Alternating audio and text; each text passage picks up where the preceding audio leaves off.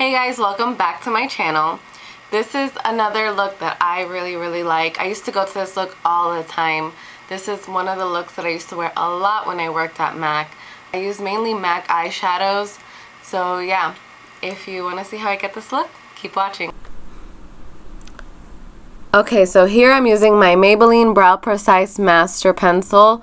It's in deep brown, and I'm just using it to fill in my brows. I have thick brows, very full brows, and then I use the spoolie to blend it out, buff it in. And then I'm using my NYX Brow Gel in the color Chocolate. It's one of my favorite brow gels, probably ever. I just use it to hold my brows in place and my hairs in place.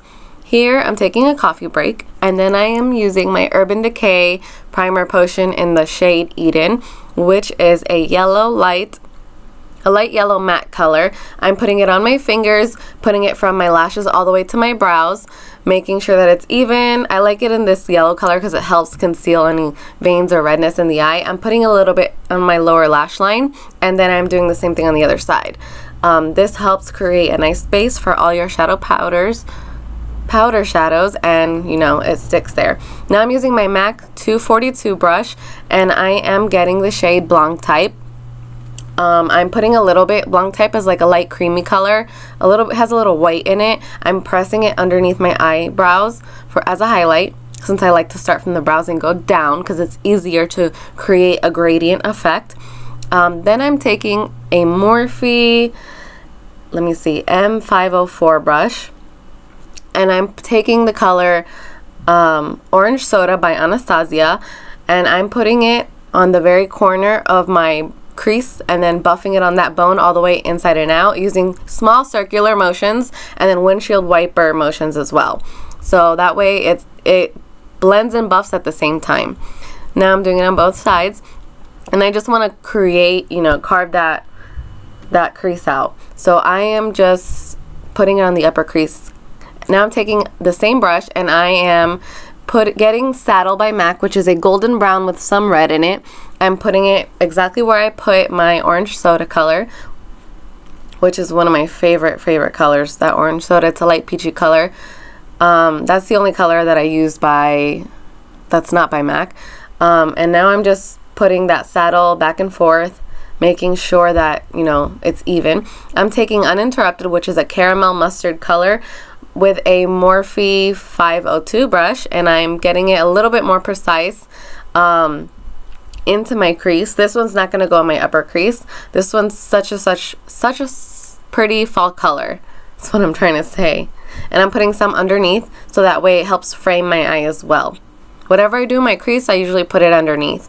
Now I'm taking the MAC 242 brush and getting All That Glitters by MAC, which is a champagne color. It's like a neutral champagne color. It's very pretty, and I'm pressing it from my lashes to where my crease begins. So I'm taking it up pretty high. And I'm just making it even, nothing fancy, but I'm pressing, I'm not blending or buffing. I'm just trying to transfer that shadow from the brush to the eyelids by pressing and wiping. That's how I always do my shadow, regardless of the colors I use. Now I'm taking a MAC 242 brush and MAC's Ground Brown eyeshadow, which is a golden dark brown color, and I'm putting it in the outer corner, the V that you'd call, and I'm just doing it in small little circles, packing it on, and then I'm taking that same Morphe brush and just buffing the outer corners. So I put on a lot of product on the corners, and then I buff it out. This is just one technique I do. I have a couple, and I'm just building it to the intensity that I like. So once I finished with that, then I move on. So now I'm taking a pencil brush, or no, never mind. I'm taking that Morphe brush, and I'm taking a little bit of that Orange Soda and putting it on the upper crease. Now I'm taking a pencil brush, and I am taking that Saddle and Uninterrupted shade, mixing them and putting it on my lower lash line. And now I'm taking a Joanne Fabrics brush that I bought. It's a dupe for the MAC 212, and I'm putting Ground Brown underneath to help frame my eye as well. This one's being a little bit more precise. I love this brush, and it was only $3. Now I'm taking Kat Von D's Puro Amor black eyeliner, which is my favorite high-end black eyeliner. And I'm just tight lining and lining my waterline. So now I'm taking NYC's Liquid Eyeliner. It has a matte finish. This is a $3 eyeliner from the drugstore. It has a hair tip brush, and this is my favorite drugstore eyeliner. I just put my pinky on my cheek and I do it as fast as I can to help, you know, get the straightest line that I can possibly get. Liner's a little bit hard to film, and it's probably one of the hardest things to do, you know, makeup wise. This is my harder eye. This is the one that I always mess up on when I do.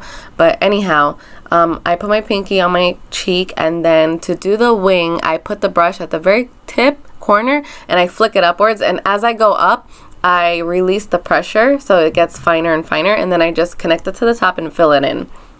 Now if I have a problem, you know, I just go back and fill it in. And if you really mess up, you can just let it dry and take a Q-tip and wipe it off.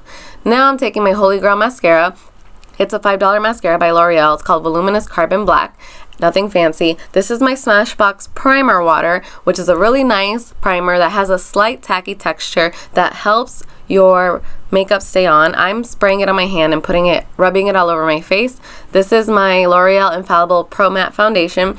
This has quickly become my favorite drugstore foundation. I typically don't do matte foundations, but this one is such a pretty color. I mean, it's pretty formula. Now I'm taking my MAC 193 brush, which has a flimsy end to it.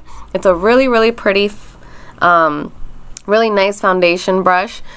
It's not your typical foundation brush. It has like a flimsy edge, so that way it helps paint it on and not get it streaky. I really love this brush, and this foundation, I cannot stress enough how much I love this foundation. I'm choosing it over all my high-end foundations, and I just love it. So I'm making sure that I'm getting it even. I work in sections pretty much, but I go back and forth, so I'm all over the place. But yeah, I just put it on, and I usually only do one layer regardless of the foundation that I'm using. This one's pretty full coverage, so I don't really need many layers. I just do one, and then I make sure that I blend it out to each corner so that way my face is fully covered. And I'm pretty fast at doing this. I don't do anything special. With a foundation with this much coverage, I typically use my Morphe M439 brush, but it's dirty. This is my Anastasia Creamy Concealer in the shade 3.0, and it's a very thick full coverage concealer, and I'm just, you know, concealing the areas that I typically conceal. I'm putting it on with my finger. This is the MAC Mineralize Concealer in the shade NW30, which is too dark for me right now, but I'm trying to mix the two so that way I can just get rid of that matte concealer and back to MAC it. So recycle it to get, you know, free lipstick. And then I'm using the Morphe G2 brush to help press my concealer into my skin so I don't move the coverage. I'm just melting it into my skin by using pressing motions. I know it doesn't look like it because I sped up the video and it's going really fast, but I'm pressing the brush into my skin so I don't move that concealer. If you see me dancing, by the way, I'm listening to merengue, which is some Spanish type of music. This is the final look so far with my foundation. I'm using a Real Techniques contour brush and the e.l.f. transparent mattifying powder, which is $1, and I love it. It's very sheer, and I'm just using that brush to help set my concealer by using pressing motions. I have quickly become obsessed with this powder, and I can't believe it's just $1. Now I'm taking BareMinerals Ready Touch-Up Veil in the shade Tan, which is a sheer powder, has no coverage, it just has a tint of color. And I'm pressing it onto my face and then buffing it out. This is my favorite high-end powder, you know, powder to set my makeup. It's such a luxurious powder. It has an SPF of 15, I believe, and it is just a very beautiful powder. It smooths out your skin. It blurs your pores. I cannot say enough good things about this powder. So I'm just putting it all over the place. It looks like I'm putting a lot, but I'm not. I'm just pressing it and then buffing it away and then making sure it's even everywhere. Now I'm taking my Too Faced Sunny Bunny bronzer with that same Real Techniques powder brush, and I'm just putting on some bronzer. Now this bronzer is very pretty. However, I'm tan, so I need to build it up too much almost, I don't like building products up like this so intensely. So just to get a little bit of color, I have to put too many layers of it. So if you're light skinned, this would probably be really nice for you. But at $30, I am not buying it again.